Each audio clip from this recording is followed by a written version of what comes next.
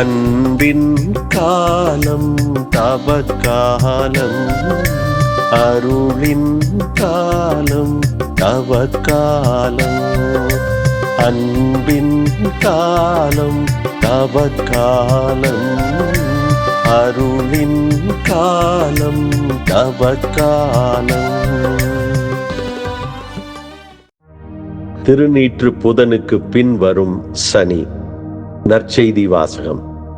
லூக்கா நற்செய்தி 5ஆம் பிரிவு 27 முதல் 32 முடிய இறை வார்த்தைகள். அக்காலத்தில் இயேசு சுங்கச்சாவடியில் அமர்ந்திருந்த லேவி என்னும் பெயருடைய வரி தண்டுபவர் ஒருவரை கண்டார். அவரிடம், என்னை பின்பற்றி வா என்றார். அவர் அனைத்தையும் விட்டுவிட்டு எழுந்து இயேசுவை பின்பற்றி சென்றார். இந்த லேவி தம் வீட்டில் அவருக்கு ஒரு பெரிய விருந்து அளித்தார்.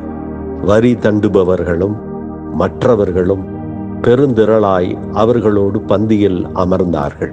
பரிசேயர்களும் அவர்களைச் சேர்ந்த மறைநூல் அறிஞர்களும் முணுமுணுத்து இயேசுவின் சீடரிடம், வரி தண்டுபவர்களோடும் பாவிகளோடும் சேர்ந்து நீங்கள் உண்பதும் குடிப்பதும் ஏன் என்று கேட்டனர். இயேசு அவர்களுக்கு மறுமொழியாக, நோய் அற்றவருக்கு அல்ல, நோய் உற்றவருக்கே மருத்துவர் தேவை. நேர்மையாளர்களை அல்ல, பாவிகளையே மனம் மாற அழைக்க வந்தேன் என்றார்.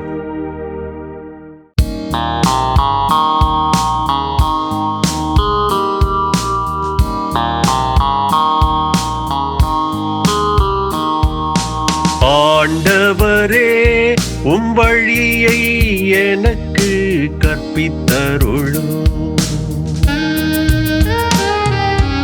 ஆண்டவரே, உம் வழியை எனக்கு கற்பித்தருளும். என் தலைவரே, நீர் நல்லவர், மன்னிப்பவர், உம்மை நோக்கி மன்றாடும் அனைவருக்கும் பேரன்பு காட்டுபவர். ஆண்டவரே, என் வேண்டுதலுக்கு செவிகொடும், உம் உதவியை நாடும், என் குரலை கேட்டருளும்.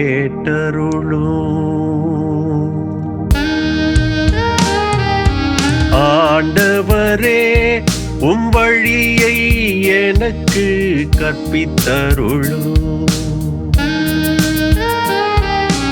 ஆண்டவரே, உம் வழியை எனக்கு கற்பித்தருளும்.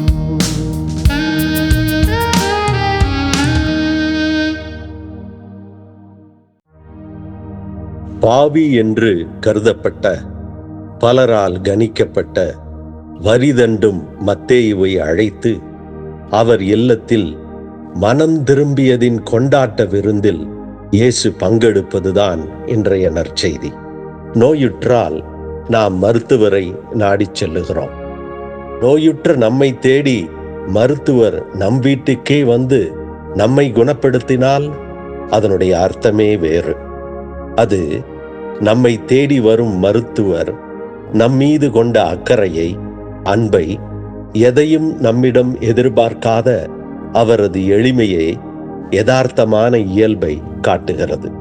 அது மட்டுமல்ல, நோயாளியாய் நாம் இருந்தும் நம்மை நலமுள்ளவராக மாற்ற முடியும் என்று நம்மீது அவர் கொண்ட நம்பிக்கையையும் இந்நிகழ்ச்சி விளக்குகிறது. இயேசுவின் இந்த நிகழ்ச்சியில் வெளிப்படுத்தப்படும் இறை உண்மை இதுதான். நாம் நோயில் இருப்பதற்காக படைக்கப்பட்டவர்கள் அல்ல.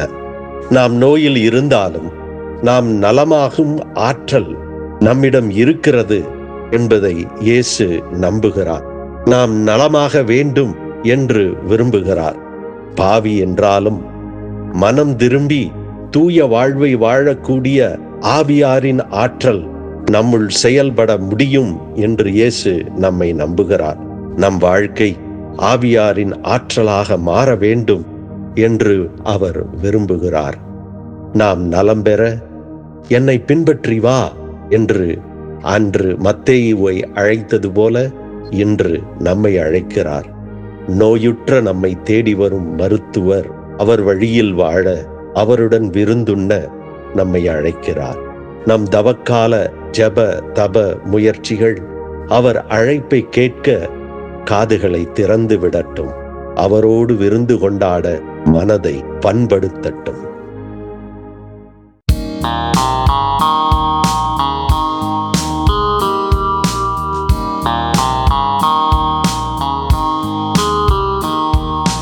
ஆண்டவரே, உம் வழியை எனக்கு கற்பித்தருளும். ஆண்டவரே, உம் வழியை எனக்கு கற்பித்தருளும்.